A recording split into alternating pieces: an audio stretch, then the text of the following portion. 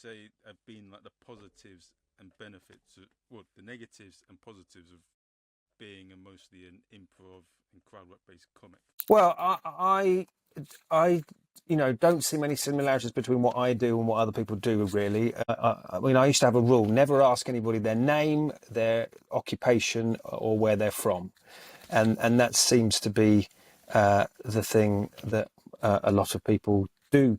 They usually ask the person's name, ask where they're from, and what they do for a living. And I it's possible that I do that, but for a while, that was like perhaps the only rule I had. Don't ask those three questions. The only three rules I had. So don't talk about anything that's not happening right now. Yeah, that's a fourth rule.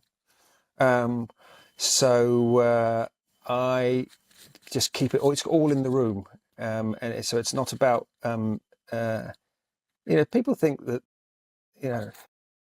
the past is real and that people have lives and stuff like that, and I don't really get that too much. And especially when you're on stage, you've come to a show. When you're in a show and you don't want to be talking about something that's not happening. I don't want to be talking about that anyway. That's a good thing about crowd work, is that it is live. It is actually something. It's why you go to see a live performance. Actually, you want to see something that's actually happening, and I think with good crowd work, there is the risk of it going wrong, or there's the risk, not necessarily the risk, but you don't know where it's going. You don't know where it's going.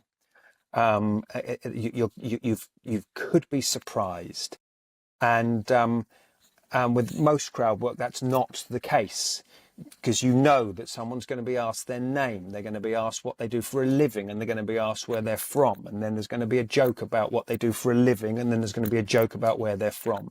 And I'm not violent, but I think the reason I'm not is because I don't go to see comedy that much. But if I did, I'm sure there would be fewer comics in the world, because it drives me mad to see that.